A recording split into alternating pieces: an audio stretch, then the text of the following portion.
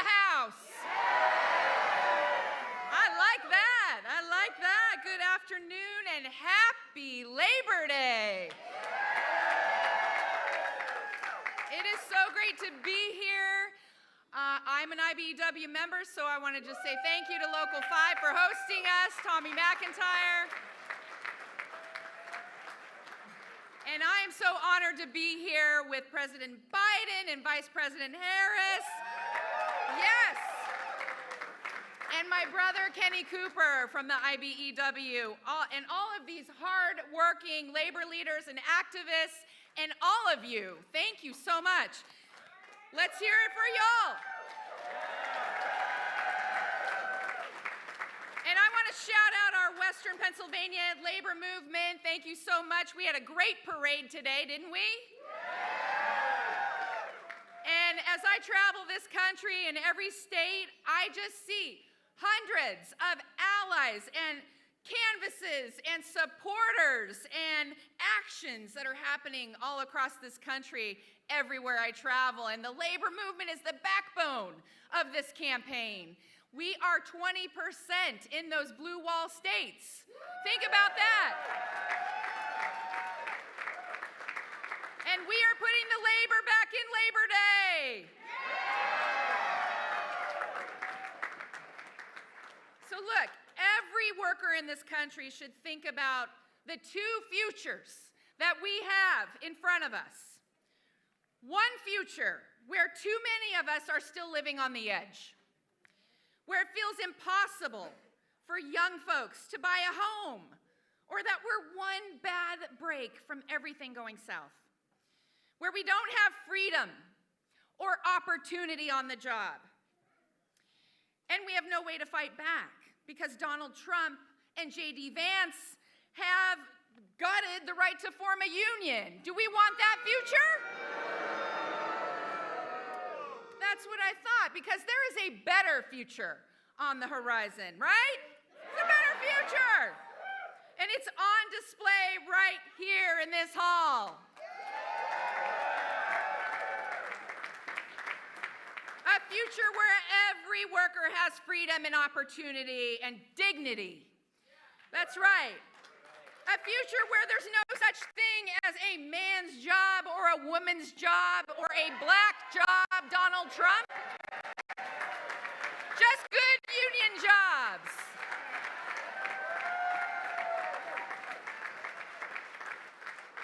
A future where they don't call us working women childless cat ladies. They call us Madam President.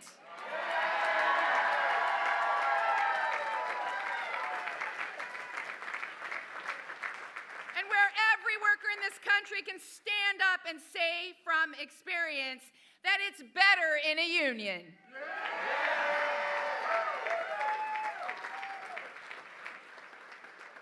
Joe Biden and Kamala Harris were walking our picket lines when Donald Trump was crossing them. Joe Biden and Kamala Harris have led the most pro-union White House in American history. And you remember that Kamala Harris cast those deciding votes in the Senate to save millions of workers' pensions and lower costs for seniors on their prescription drugs and make the biggest investment in modern history to rebuild this country.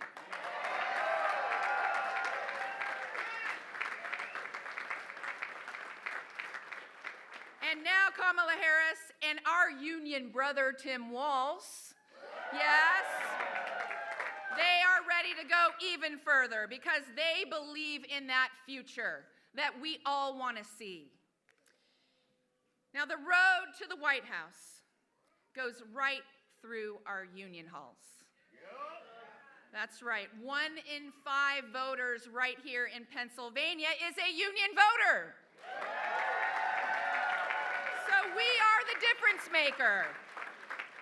We have the people. We have the trust. We know how to organize. And we are ready to send Kamala Harris and Tim Walz to the White House. Are we ready?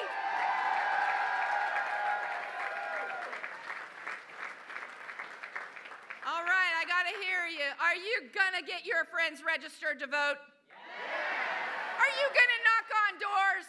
Yeah. Are you gonna fight every day until November 5th? Yeah. That's what I thought. Because when we fight, we win. When we fight, we win. Yes. Thank you. Now I have the great pleasure of introducing my friend, my brother, one of the great labor leaders in this country, IBEW International President, Kenny Cooper. Let's go, Coop.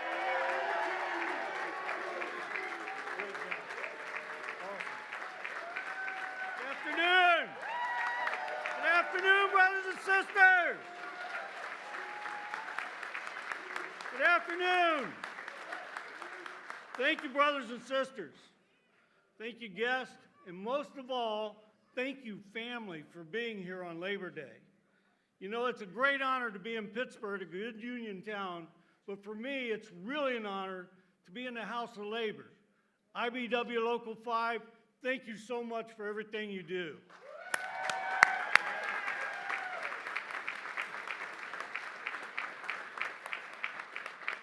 As Liz said, I'm the international president of the IBEW, the oldest and largest electrical union in the entire world.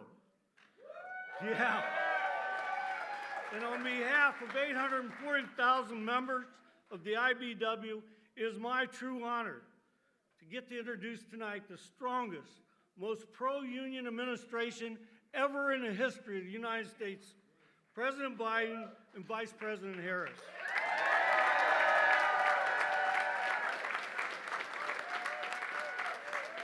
You know, Joe Biden made a lot of promises when he ran for president in 2022 or 2020. He promised to save Americans' pension system that was a serious risk for us. He promised to help American workers that were depending on him to help save that pension. Workers who went to work every day, lived by the rules, who deferred their own wages so they could retire one day with dignity and respect.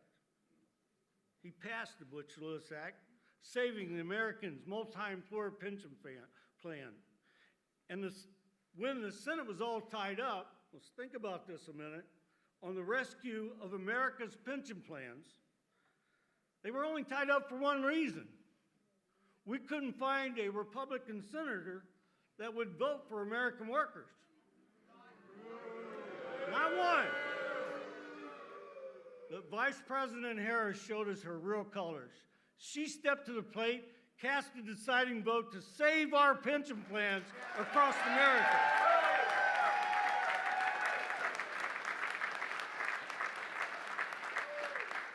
Showing working families that Biden and Harris administration has our backs. Promises made, promises kept. He pledged to rebuild our country's infrastructure the only way that makes sense, with good union jobs that pays well and has health care for them and their families. Once again, promises made, promises kept.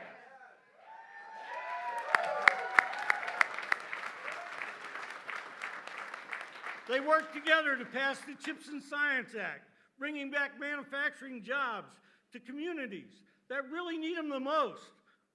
Promises made, promises kept. They pledged to be true friends of labor because they understand the necessity of unions to the American worker and to the middle class. Well, Joe Biden and Kamala Harris kept every single one of those promises. Pension plan relief, the Butch-Lewis Act, went above and beyond our expectations. His infrastructure bills are bringing good union jobs back, much needed infrastructure across our nation, in every corner of our nation. And he's never been afraid to say the word union.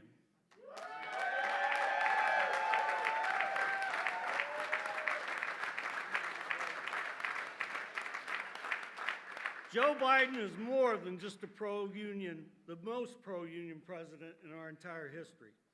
When he passed the torch to Kamala Harris, he ensured his pro-union, pro-labor legacy would continue with the next administration.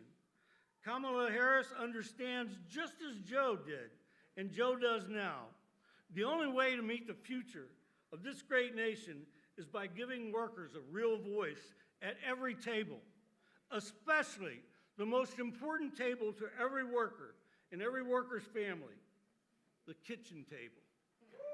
Yeah.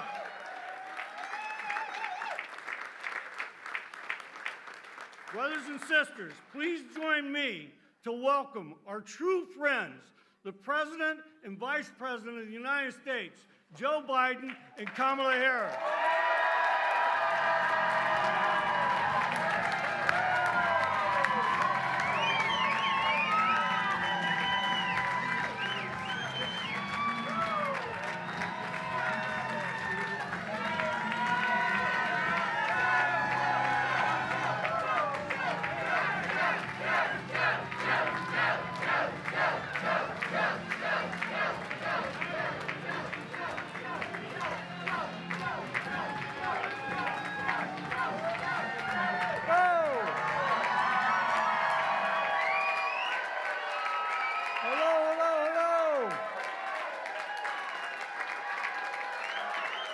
Hello, Pittsburgh.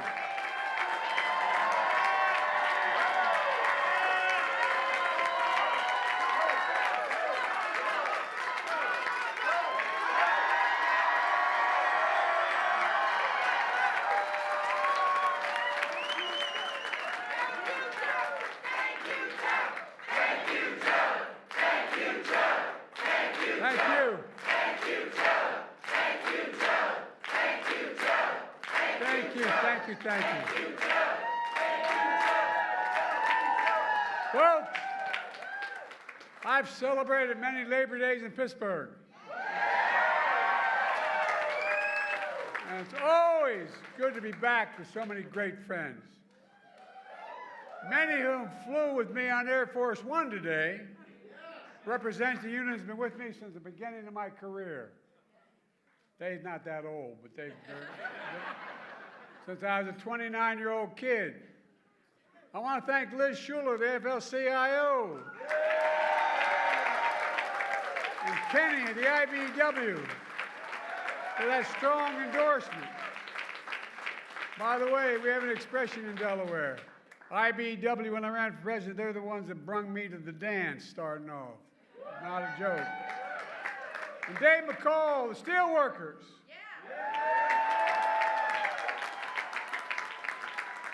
Dave, in 1972, steelworkers were the first union to endorse a 29-year-old kid named Joe Biden who wasn't old enough to be senator when he got elected.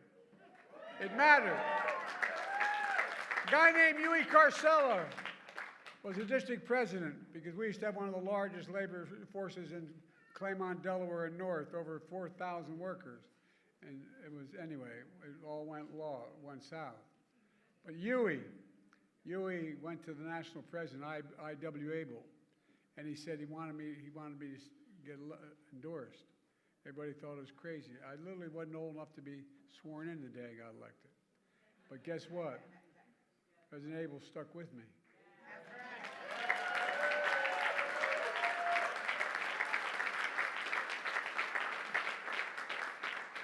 And they got stuck with me for the rest of my career. Eric Dean of the Iron Workers, Tim Driscoll of Bricklayers, April Bell of the SEIU, Lee Saunders of AFSCME, and a great friend. Where are you, Lee? And Jimmy Williams of the Painters Allied Trades and his dad. His dad is a really good man. Mike Coleman, a sheet metal worker. We also got some of the best elected officials in America. Governor Josh Shapiro is doing an incredible job. The great Lieutenant Governor Austin Davis. And one of America's best words, Ed Gainey. Ed, you're doing a hell of a job. And Sarah Namato, county executive, I think is the hardest job in American politics. Everybody knows where you live and they think you can solve all the problems. You don't have enough money. Well, I tell you one thing, I'm the first president ever. I used to be a county official when I was 26 years old, and it always bothered me that the federal government would send money to the state to be distributed to the county. Well, what the hell is the state going to send to the county for? All the state reps need the money. But guess what? Under my administration, it goes straight to the county.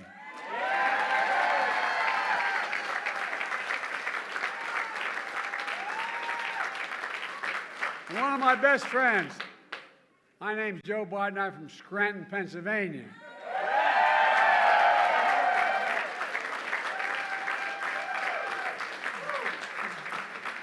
Bobby Casey's been a great friend. His dad was a great friend as well. And by the way, we grew up 3 blocks from one another, 3 blocks. And they still worry about us by showing up. And guess what? I was on North Washington Avenue. He was in Adams. Guess what?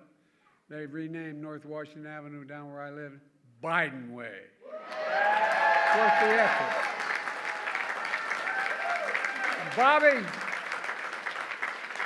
Bob will make sure you get reelected again. And while we couldn't be here, I want to thank his partner in the Senate, John Fetterman. But if you're in a foxhole, you want Fetterman in there with you. He couldn't be here today, but guess what? He sent the best part of the family, Giselle. She's here.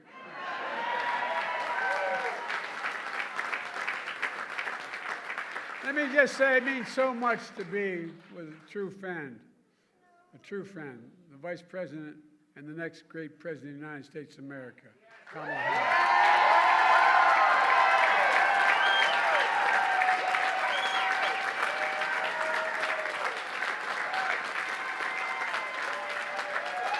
Look, folks, I come from 2 neighborhoods where it's not hard to say the word union. But you know what? The fact of the matter is, an awful lot of politicians have trouble saying union, like working people. Guess what? I'm not one of them, neither is Kamala. We know the simple truth. Wall Street did not build America. The middle class built America, and unions built the middle class. That's a fact. By the way, that is not a slogan, that's a fact. I asked the Treasury Department to do a study, and it shows that when unions do well, all workers in America do better. That's a fact. That's a fact.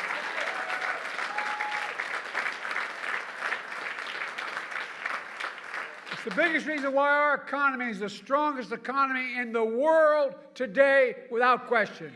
Because of unions. You know,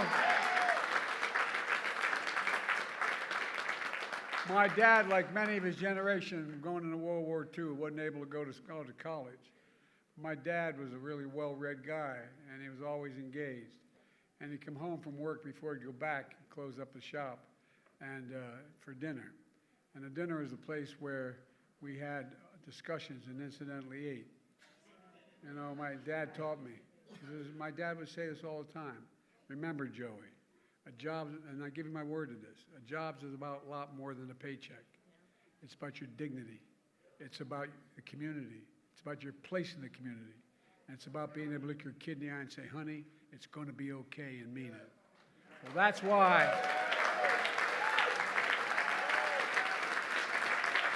That's why Kamala and I are so proud. So proud of the greatest job creation record of any president in a single term in American history.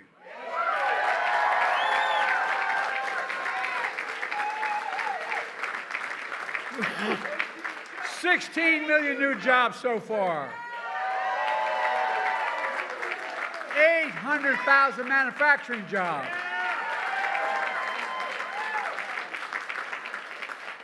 Eight years ago, how many times you hear about we can no longer be the manufacturing capital of the world? Where the hell is that written?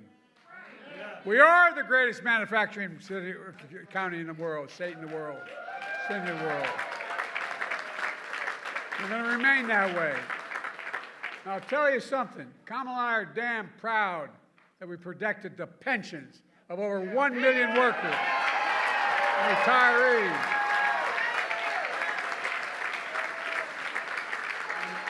Remember all those years of promise we're going to do something about it? Well, damn it, we finally did with the Butch-Lewis Act. Over 52,000 workers and retirees across Pennsylvania alone are benefiting from that. Not only did we restore the full amount, we got them their back pay as well. We made them whole again. As I once said to Barack, that's a big deal. Yeah, that's a long story. Just heard Liz and Kenny describe another big deal. Union workers are rebuilding American infrastructure and building new factories here in America. They told me we couldn't get anything done in infrastructure. $1.2 trillion we got done. Remember Trump, for 4 years, promised every month Infrastructure Week. For 4 years he promised that. He didn't build a damn thing. Nothing. I mean, not nothing.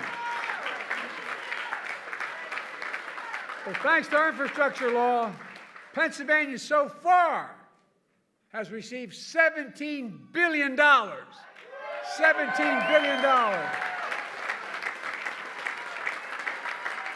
Over 2,000 projects, from clean water to affordable high-speed internet for every Pennsylvanian.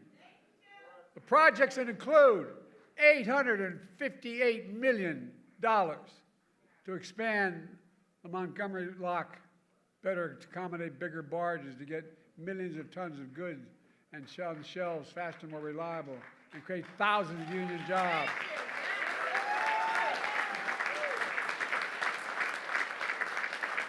I was working on the Great Lakes, and I got a call from Senator Casey. He's been no bigger champion than Casey for this. You know what I call him? I call him the Casey Locks. Not Goldilocks, the Casey Locks. Bobby's also a champion of Pennsylvania's energy communities. We passed what's called the Casey Credit, available to 45 Pennsylvania counties where energy jobs such as coal mining have been before and disappeared before we came to office. The Casey Credit provides major incentives for companies to build new battery factories, wind turbines, and more to create high-paying jobs in those coal and natural gas communities.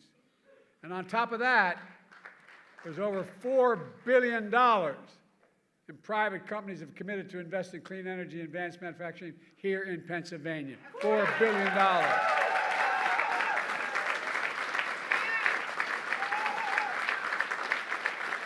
And guess what? With your support, I signed an executive order to make sure large federal construction projects all use project labor agreements.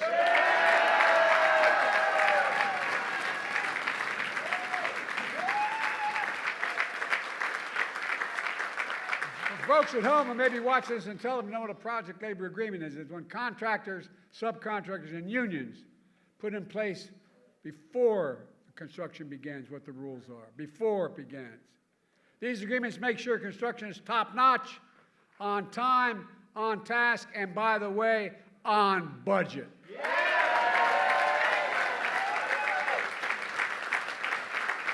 There's another big deal. Buy American.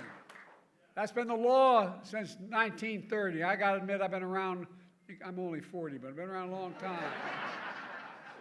But I, quite frankly, until 10 years ago, wasn't aware. You know, back in the 30s, when they were trying to make sure unions could organize and business couldn't interfere, the law was passed that said every penny the president gets from the Senate, the House, and Congress to spend on a project, he should hire an American worker and use an American product. But past administration, seriously, past administration, including my predecessor, failed to buy America. They shipped jobs overseas where labor was cheaper and brought home the product that was more expensive. But not anymore. Federal projects build American roads, bridges, highways, and they'll be made with American products by American workers. That's why. That's why we're creating all these. I'm serious. It's simple and basic. That's why we're creating so many good-paying jobs. In fact, we're requiring those kinds of projects to pay Davis-Bacon prevailing wages so they're jobs that can raise a family on.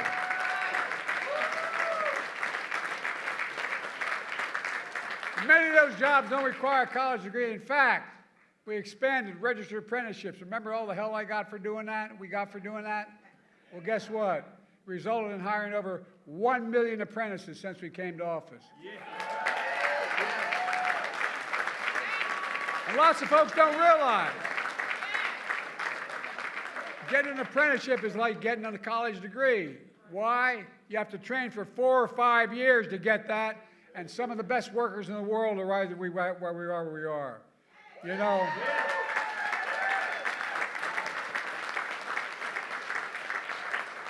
when you're in Pittsburgh, you're standing with steel workers. Let's be clear. I believe in American steel companies, American-owned and operated steel companies.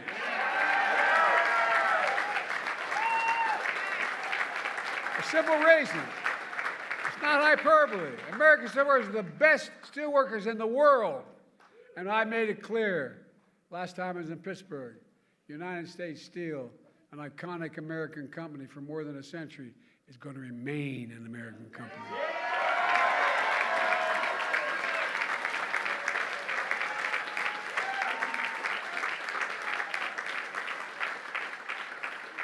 I remember as a young senator why the National Labor Relations Board was sometimes so anti-labor. It was set up to help labor, to be pro-labor. Well, guess what? That's why one of the most significant things we've done, Kamala and I, is appointing a National Labor Relations Board that actually believes in unions and believes in recognizing the rights of labor. It's a big deal. It's a big deal. Remember, we have short memories. I'm all for forgiveness. I'm not for this. Trump appointed union busters on that board.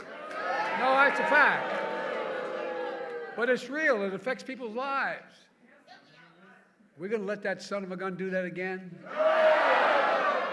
Folks, we made a lot of progress, and Kamala and I are going to build on that progress, and she's going to build on it.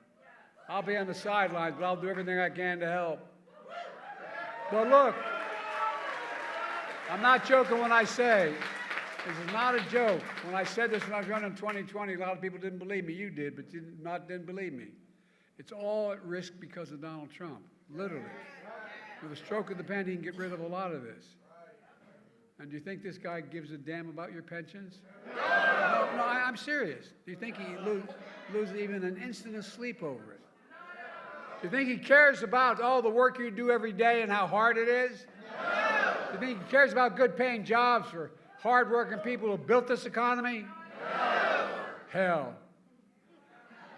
He regards picket lines. He'd rather cross one than walk one.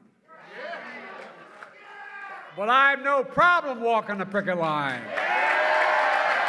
Never have, nor does Kamala.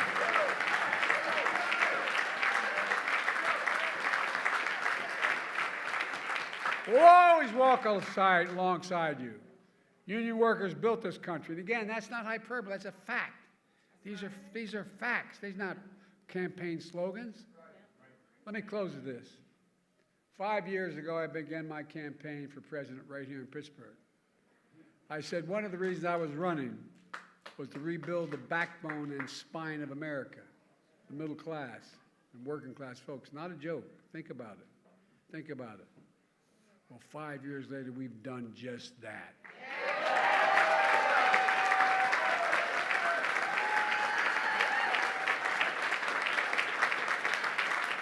I'm back in Pittsburgh on Labor Day again with a simple message.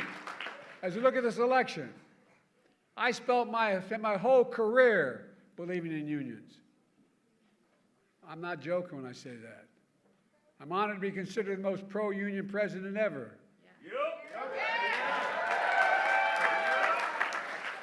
And by the way, remember all the talk, Biden got elected and he's going to do a planned economy, we're going to collapse and there's going to be all this caving in. Interest rates are going to go through the ceiling. Come on, man. I'm here to tell you, if It's about increasing the strength of your unions, is what this is all about. If you care about hard-working people, just give them a fair shot. Everyone in America deserves a fair shot. A fair shot. If you care about the dignity of work, and I mean it matters, the dignity of work, the way you're treated, the decency. I remember when my great-grandfather was only the second Catholic elected statewide to the state Senate here in Pennsylvania. And I remember they talked about when they're running against him in 1906, they said, guess what? They said, he's a Molly Maguire. You know what a Molly Maguire was? Well, those of you who don't, a Molly Maguire, back in the old days, when we Irish and the Catholics came, and then the Poles and others that were Catholic, when they came to the United States of America in the beginning of the 1840s, and late 1840s, they made their way down into Pennsylvania, a lot of them, and there's a tier in the coal mines. Those guys who got there last ended up being the last people in the coal mines. But a lot of the English owned the coal mines. And what they did was they'd really beat the hell out of the mostly Catholic population that was in the mines. Not a joke, not a joke. But there was a group that called the Molly Maguires. And the Molly Maguires, if they'd find out the foreman who was taking advantage of an individual, and they'd literally kill him. Not a joke. And they'd bring his body up and put him on the doorstep of his family. Kind of crude. But I got to admit, they accused my great-grandfather of being a Molly. He wasn't. But we were so damn disappointed. You know, that's a joke. That's a joke. Look, it's about the dignity of work. It's about how you're treated.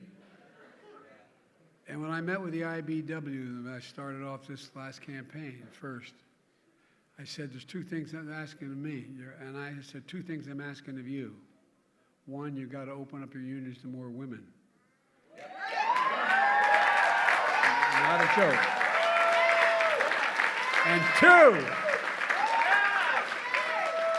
to more minorities. You've done both that. And guess what? Instead of having support of 30% of the American leaders, now we're 65% of the American people support the American union movement.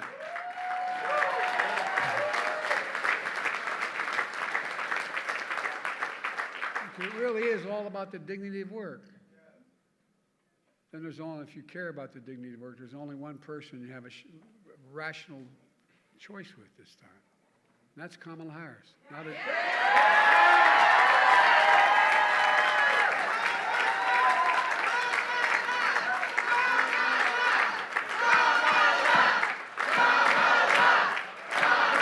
me tell you about this woman.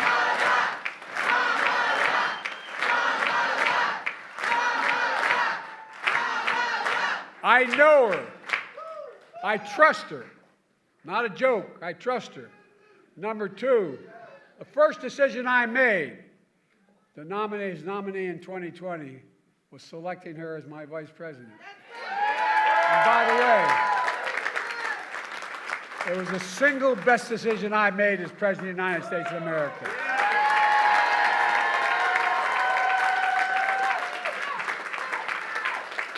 I was watching something sent to me when they asked Barack. They said, Barack picked me as vice president because he knew I could be president.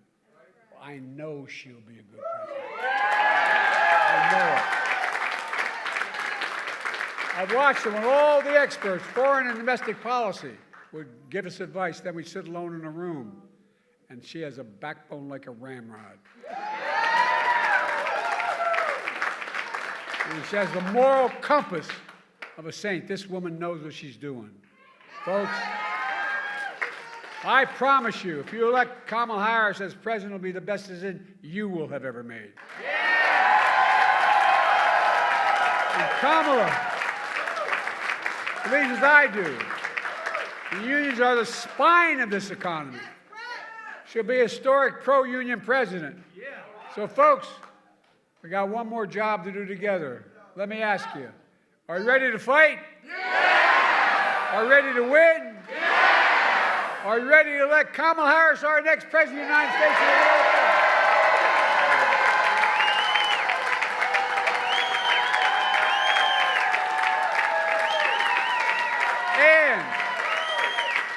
in the process. Are you ready to make Donald Trump a loser again? I've never been more optimistic about America. We have to remember who we are. We're the United States of America. There's nothing, I mean this from the bottom of my heart, there's nothing beyond our capacity. Nothing.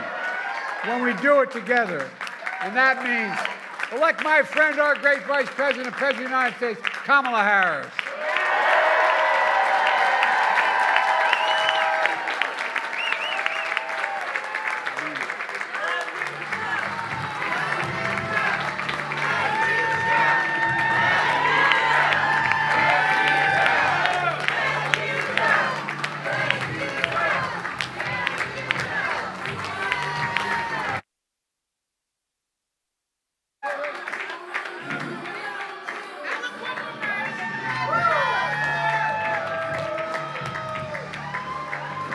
Good afternoon, Pittsburgh. Thank you, Joe.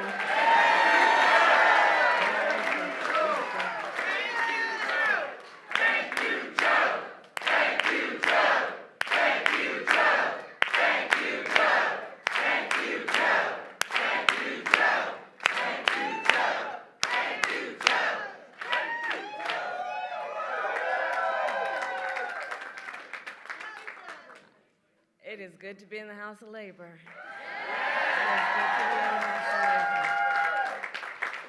And it is good to be back at IBW Local 5. And can we please give it up again for our President, Joe Biden?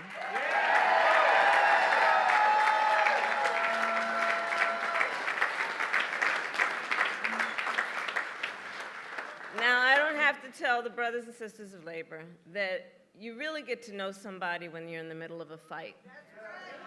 When times are hard, when the forces are mighty, when people don't believe something can get done and they have 1,000 excuses for why it can't get done.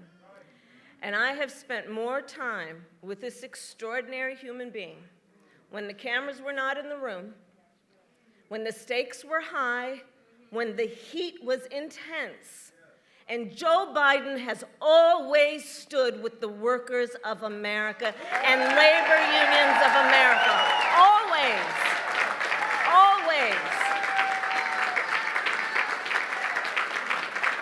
I've been with him when he'll bring folks into the Oval Office. And you know how Joe can get sometimes. He doesn't spare words. It's good that sometimes the cameras are not in the room when he has those conversations. Because the thing about the Joe Biden I know, and I know you know, because he has been a friend of labor for so long, for his whole life, Joe Biden can be quite impatient. And that's a good thing for that kind of leader. Quite impatient. And I say to all of the friends here, the press that's in the room, history will show what we here know. Joe Biden has been one of the most transformative presidents in the United States that we have ever witnessed.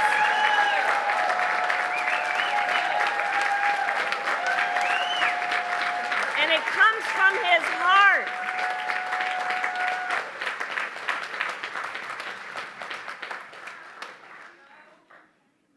And you know, Joe and I talk a lot about the fact that we are so proud to be the most pro-union administration in America's history. And it is thanks to your leadership.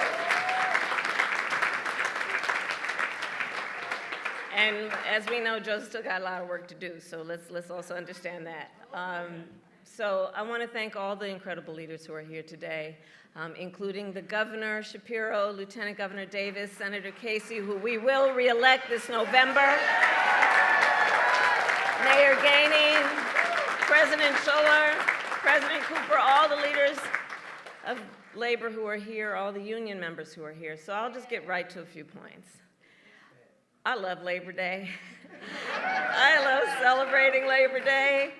And Pittsburgh, of course, is a cradle of the American labor movement. It is the birthplace of the AFL, headquarters of the steelworkers, home to Firefighters Local 1, and of course the historic IBEW Local 5.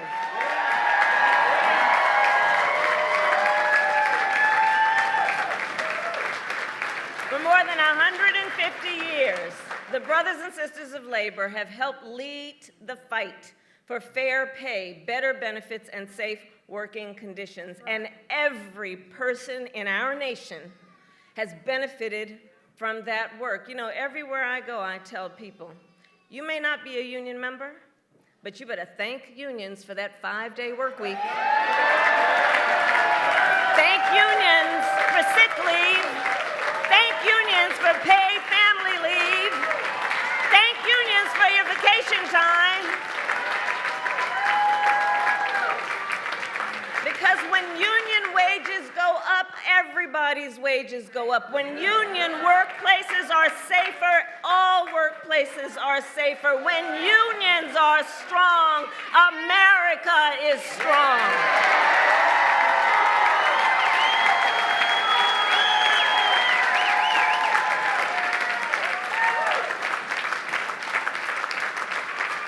And we are clear. Not only has Pittsburgh shaped the history of America's labor movement, today you are also shaping its future. In 2021, with my dear friend, the Secretary Marty Walsh, who the President appointed to be Secretary of Labor, he and I hosted a meeting right here in this local, and it was part of the White House Labor Task Force that I lead. That day we met with a group of computer programmers who were working to form a union. 1 month later, they signed their contract and became one of the first technology unions in our nation. Standing on the shoulder of all those who have been here and fought the good fight. So Pittsburgh, I remind us of that to say together, we are fighting to build an economy that works for all working people. And that has always been the vision of the labor movement. And that is the vision of our campaign. You know, in this election, there are two very different visions for our nation. One, ours, focused on the future. The other, focused on the past. We fight for the future. We fight for a future of dignity, respect, and opportunity for all people.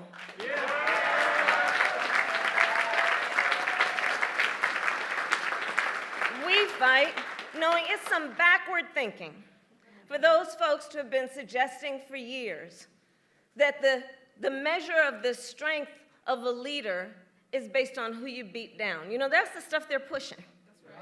That the measure of the strength of a leader is based on who you beat down, when we know the true measure of the strength of a leader is based on who you lift up. Who you lift up. Do you fight for workers? Do you fight for families? Do you fight for those who must be seen and heard and deserve the dignity that comes with hard work? That's what we fight for. And when you know what you stand for, you know what to fight for. So we're 64 days out from this election. Ballots in Pennsylvania will start dropping in 14 days. 14 days. And this election is, as much as anything else, a fight for the promise of America. For the promise of America. We love our country. We love our country.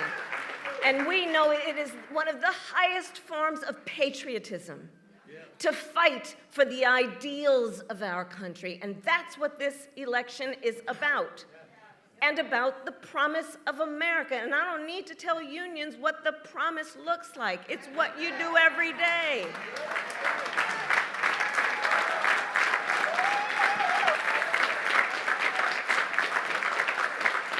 But as we fight to move forward, Donald Trump is trying to pull us backward. Including back to a time before workers had the freedom to organize. He's going to jail. Well, the courts will handle that, and we will handle November. How about that? remember. Let the courts handle that other thing. But we're not going back. We're not going back. And one of the ways we're going to guarantee we don't go back is that we remember, right? It is important to remember what that was and what it is. Remember, as president, Donald Trump blocked overtime benefits for millions of workers. He opposed efforts to raise the minimum wage. As the president said, he appointed union busters to the National Labor Relations Board. And don't forget, he supported so-called right-to-work laws. And if Donald Trump were to be reelected, he intends to give more tax cuts to billionaires and big corporations. He intends to cut Social Security and Medicare. He wants to impose what in effect would be a national sales tax, I call it the Trump national sales tax, on everyday products and basic necessities that would cost a typical American family, the economists have said this, almost $4,000 a year. He intends to repeal the Affordable Care Act and take us back to what we remember, because it wasn't that long ago, was a time when insurance companies could deny people with pre-existing conditions. You remember what that was? Children with asthma, breast cancer survivors, grandparents with diabetes. Well, look, America has tried those failed policies before, and we are not going back.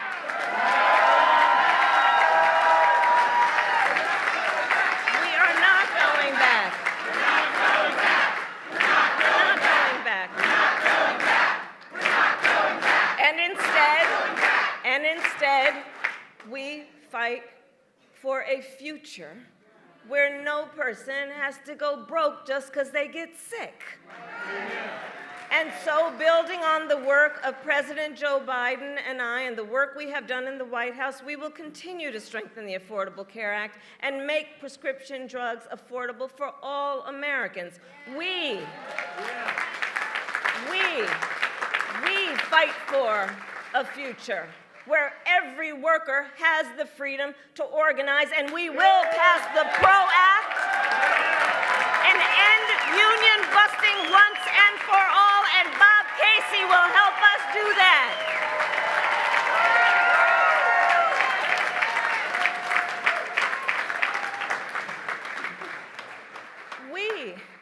We see and know and fight for a future where every person has the opportunity not just to get by, but to get ahead. And so we will continue to build what I call an opportunity economy, so that every American has an opportunity to buy a home or start a business or build intergenerational wealth and have a future that matches their dreams and ambitions and aspirations. Because, of course, that's the nature of who we are as Americans. We have dreams. We can see what is possible unburdened by what has been. We have aspirations.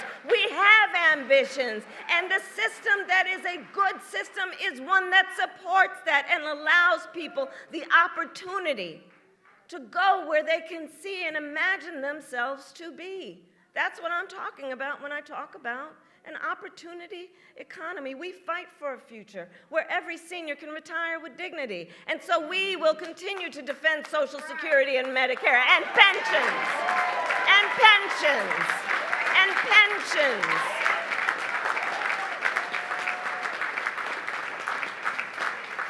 And we will continue to strengthen America's manufacturing sector. And on that point, the president mentioned it. U.S. Steel is an historic American company, and it is vital for our nation to maintain strong American steel companies, and I couldn't agree more with President Biden. U.S. Steel should remain American-owned and American-operated. And I will always have the back of America. America's steelworkers.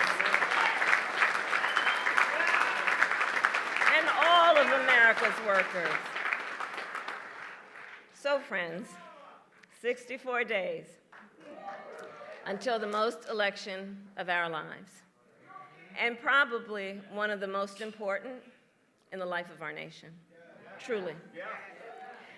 And we know this is going to be a tight race to the very end. It's going to be a tight race to the very end. So let's not pay too much attention to those polls, because as unions and labor knows best, we know what it's like to be the underdog. And we are the underdog in this race. And we have some hard work then ahead of us. But here's the beauty of us in this room. We like hard work. Hard work is good work. Hard work is joyful work. And so in this fight, I will continue to count on the strength, the determination, and the hard work of the leaders in this room to knock on doors, to get folks to the polls, and bluntly put, because the people in here do it, to help us win Pennsylvania. So today I ask, are you ready to make your voices heard? Do we believe in freedom? Do we believe in opportunity? Do we believe in the promise of America? And are we ready to fight for it? And when we fight, we win. God bless you. God bless America.